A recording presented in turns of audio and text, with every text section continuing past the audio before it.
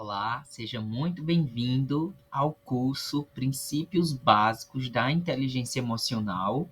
Me chamo Armando Nascimento, sou psicanalista, gestor de pessoas, e aí vamos falar um pouquinho sobre o básico, né? Os princípios básicos da inteligência emocional.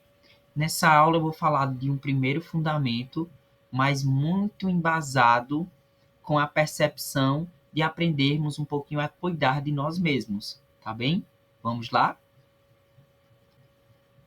Bem, eu sou Armando Nascimento, tenho 32 anos, sou mestre e doutor em psicanálise, e aí esse doutorado e esse mestrado ele é muito voltado para a inteligência emocional, é a ênfase maior. Também tenho um MBA em coaching, tá?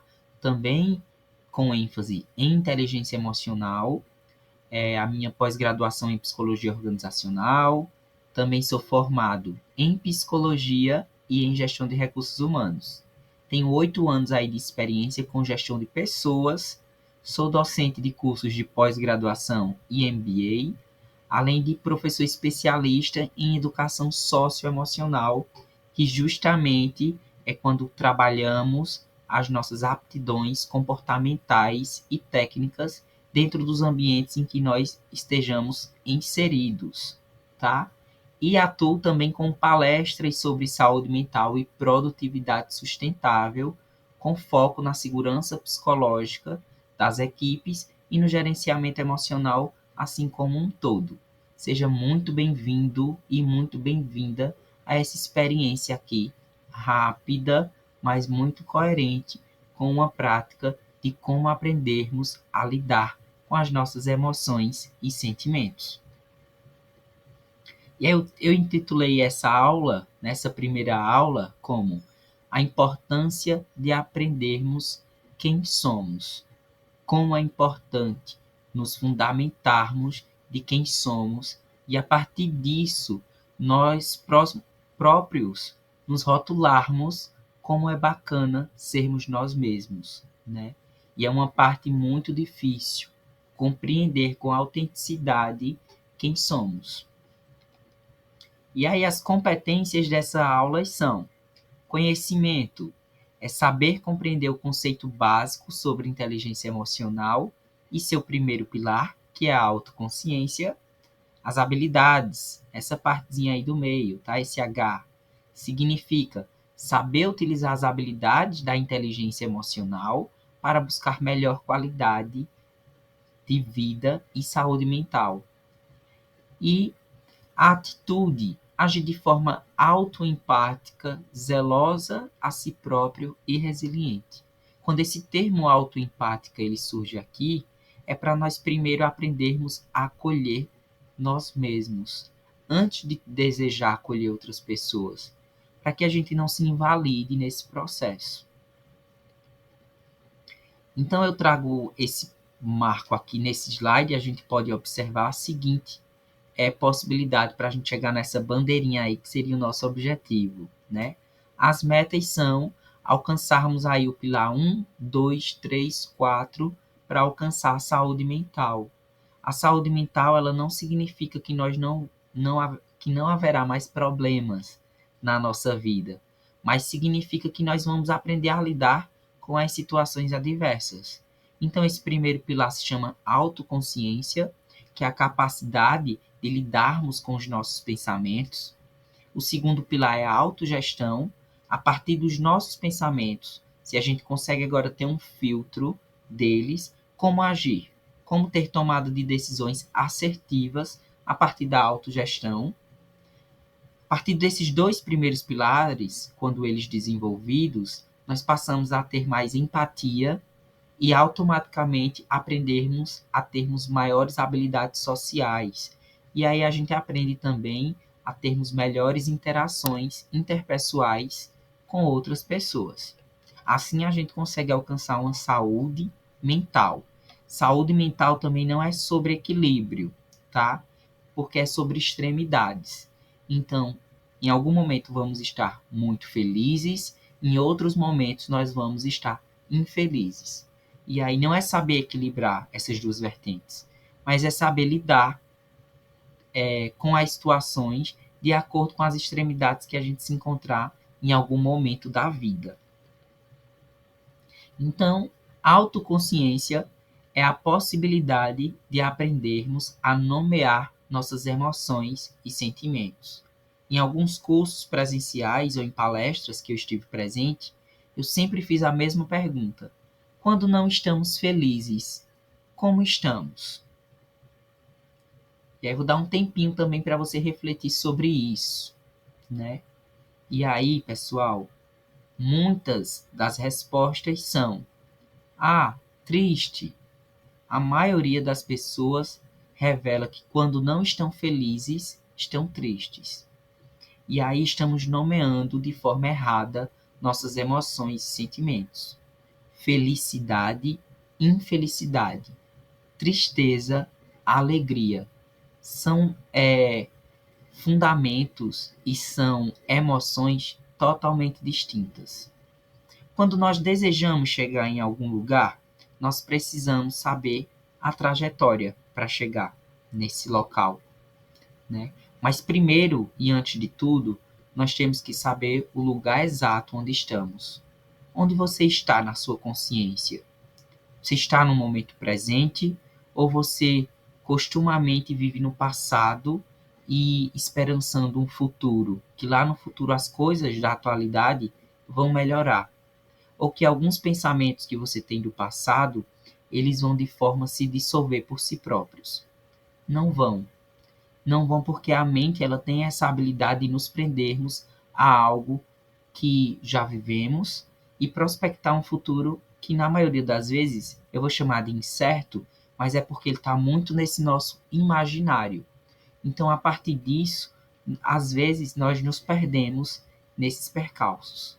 Para a gente não se perder, nós precisamos saber quem somos na atualidade e quem nós desejamos ser. Quais pensamentos nós não queremos passar a vida inteira pensando neles. Então, para ficar claro aqui, autoconsciência é um dos primeiros pilares da inteligência emocional, que é a capacidade de compreendermos nossas sensações, sentimentos e pensamentos. Fica claro para a gente que a autoconsciência é a gente conseguir ter uma leitura nítida do que está passando dentro do nosso corpo. Então, autoconsciência é aprendermos a nomear as situações que se passam em nossa mente e corpo. E aí, qual a importância de nomear as emoções? Nomear as emoções é uma habilidade importante que pode melhorar a nossa inteligência emocional. Quando conseguimos identificar e rotular nossos sentimentos, somos capazes de compreendê-los melhor e lidar com eles de forma mais saudável. Veja o que eu estou querendo dizer aqui. Quando nós conseguimos realmente enxergar qual emoção e sentimento é operante dentro de nós, nós conseguimos ter uma melhor tomada de decisão, tá? Além disso, nomear emoções é uma forma de nos conectarmos com outras pessoas, pois nos permite expressar nossos sentimentos de forma mais clara e eficaz. Então, eu estou convidando você a refletir sobre que, quando passamos a nomear realmente quais são os sentimentos e pensamentos que operam na maioria do nosso corpo, na maioria do nosso tempo, tá? Nós podemos decidir o que é benéfico e o que é maléfico para a gente. E aí fica mais fácil de descartar algumas situações. Em contrapartida, né? Freud, para quem não conhece, Freud é o pai da psicanálise, tá? Ele menciona assim, que não existe descontinuidade mental. E com isso, tudo que foi visto, ouvido e sentido faz parte de quem somos nessa atualidade, tá? E para a autora Oshiro, ela menciona que a infância é um reino em que se pisa a vida inteira. Então eu quero dizer para vocês e convidar vocês a refletirem sobre tudo que nós vimos, ouvimos e sentimos na fase adulta faz sermos quem somos nessa atualidade. Então é necessário investigar algumas emoções e sentimentos, sim, para que a gente aprenda agora na fase adulta ou na fase que você se encontra, de uma forma melhor de lidar com essas emoções e sentimentos. Mas onde será que ficam as emoções? Dentro do nosso complexo orgânico mesmo, né?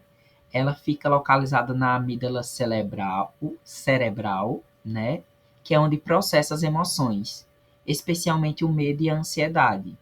E ela também ajuda a regular nossas respostas emocionais e comportamentais em situações estressantes.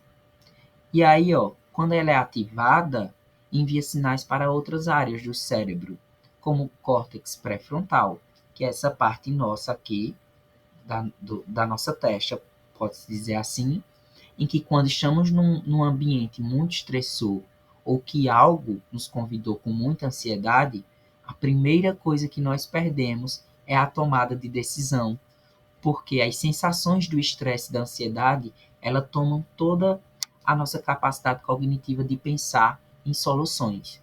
E aí aprender algumas práticas de nomear isso, né? Dar uma pausa confortável para que você possa respirar e se guardar um pouquinho para tomar a decisão de forma mais clara. E aí, para o senso comum, a gente vai ter a peculiaridade de pensar assim: agiu de cabeça quente. E é justamente quando o fator estressor ele domina o nosso córtex pré-frontal, que ele controla as nossas emoções. Então, por isso, às vezes, nós agimos aí de forma racional, você não teria feito ou praticado algo.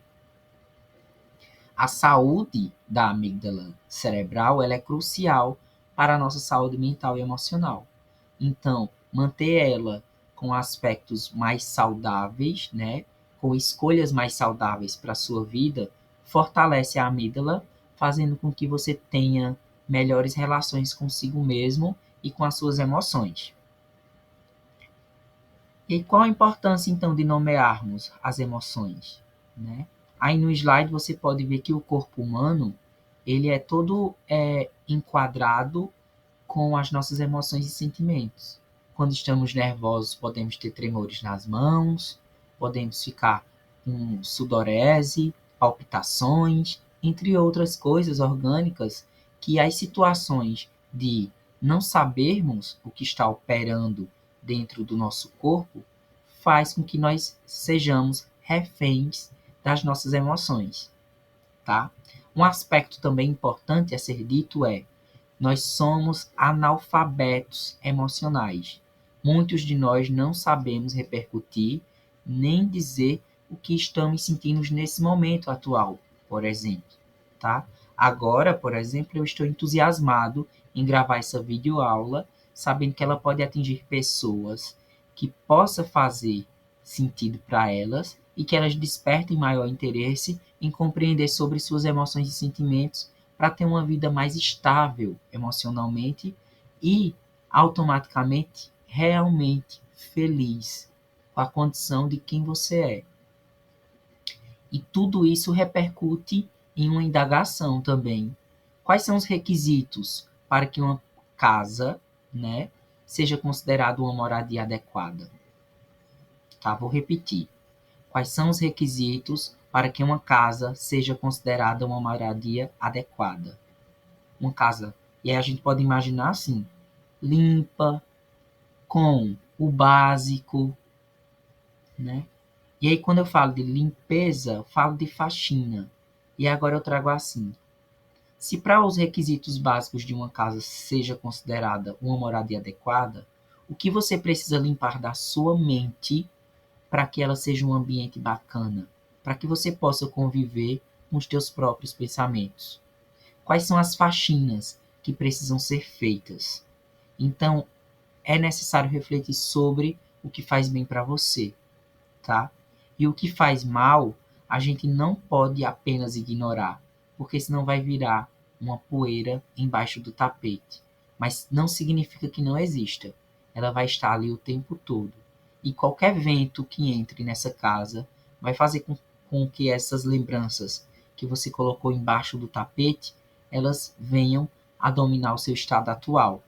E geralmente é quando a gente ouve algo similar de alguém ou que a gente passa por um canto novo, pode trazer essas lembranças aí de forma não saudável.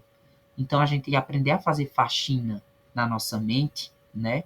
Ela é muito importante para a gente ter uma saúde mental mais digna, tá? Todos nós merecemos ter qualidade de vida e saúde mental. Como ouvir a si mesmo, né? O que o seu incômodo deseja revelar sobre você? Se você passasse a ouvir o seu sintoma, o que ele te diria? Essas indagações que eu trago nesse penúltimo slide é para que você reflita como ouvir a si mesmo. Convidar os seus pensamentos, né, e emoções a serem ouvidos, porque na maioria do tempo nós estamos ignorando ele. E aí, como fazer isso? É interessante fazer psicoterapia e buscar por autoconhecimento. Um dos pilares da inteligência emocional é também aproximarmos nós de nós mesmos, né? Eu não trouxe ainda o termo de inteligência emocional, né, em uma configuração de resposta, mas vou trazer agora.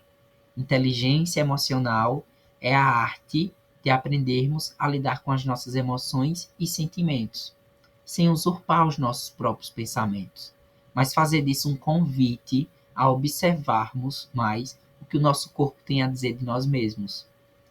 O que o seu incômodo deseja revelar sobre você? Muitas vezes nós colocamos a responsabilidade dos nossos sentimentos nas outras pessoas. Você me fez sentir assim. E não funciona assim. Quando algo nos outros nos incomoda, isso diz mais de nós mesmos, tá? Então é importante investigar também. E se você passasse a ouvir o seu sintoma, o que ele te diria? Será que ele não te diria que é necessário mudar? Será que ele não te diria que agora é o momento de você desfrutar um pouco mais da sua saúde mental e se convidasse a refletir mais sobre a sua vida atual? E aí não interessa a idade que te acompanha. O que interessa é você ter uma tomada de decisão agora para que você se fortaleça em ser quem você é. Quando você tem consciência do seu corpo, nada mais importa. Então, gente, essa aula é básica, é o princípio, né? Quando a gente fala de princípio, é de algo básico, tá? Espero que tenha feito sentido para você que me acompanhou até aqui, tá? E vejam a frase: quando você tem consciência do seu corpo, nada mais importa. O julgamento do outro não vai ser mais algo que vai te inflamar, porque você sabe quem você é, tá? Aqui estão as possibilidades de você me contactar, tá? Por e-mail, pelo WhatsApp ou lá no Instagram. Está como psi.armandonascimento. E por maior que seja uma árvore, um dia ela foi semente, tá? Aqui estão as referências sobre essa aula. Espero que tenha feito sentido para você. Até o nosso próximo episódio sobre inteligência emocional. Até breve.